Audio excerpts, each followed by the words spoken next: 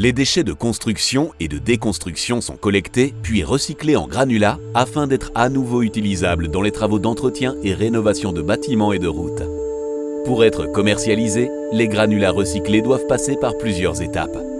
La production est encadrée par un système de management qualité-environnement qui atteste premièrement de leur conformité aux normes européennes produits, ce que l'on appelle le marquage CE2+, c'est le contrôle technique qualité, et deuxièmement, à la législation environnementale de la Wallonie, ce qu'on appelle la sortie du statut de déchet, c'est le contrôle environnemental.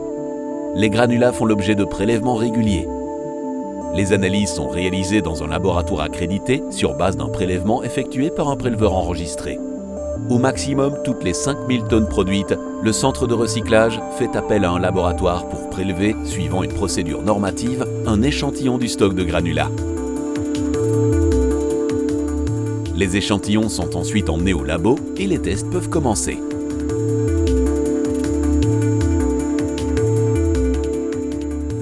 La granulométrie détermine par tamisage la taille des différents éléments du granulat de manière à exprimer sa courbe granulométrique ainsi que sa teneur en fine.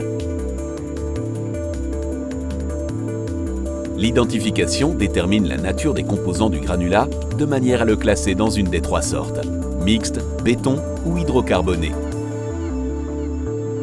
La teneur en argile est un test au bleu de méthylène qui exprime le pourcentage d'argile du granulat.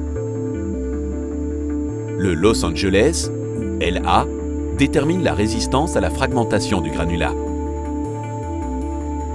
Le microdeval, ou MDE, détermine la résistance à l'usure en présence d'eau du granulat.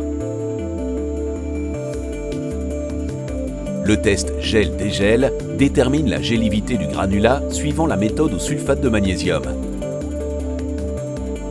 Le test environnemental détermine par l'exhibition le caractère inerte du granulat. Les résultats obtenus permettent de réaliser une fiche technique produit qui est un des 3 documents nécessaires pour valoriser les granulats recyclés en chantier public. Cette fiche technique est un document daté, établi par le producteur, par lequel celui-ci s'engage au minimum sur la nature et les caractéristiques spécifiées par la norme 13242 au niveau du marquage CE des granulats. Il présente la synthèse de l'ensemble des résultats d'essais les plus récents pour toutes ces caractéristiques. Ensuite, le producteur doit effectuer la déclaration des performances, ou DOP, qui déclare l'ensemble des caractéristiques de la norme pour lesquelles des exigences sont définies dans les documents du marché. Enfin, un audit de surveillance annuel par un organisme notifié permet d'obtenir le certificat CE2+, SSD pour l'unité de production des granulats. La traçabilité et la certification des granulats sont essentielles pour s'assurer de la mise sur le marché de produits répondant à la législation wallonne et aux normes européennes.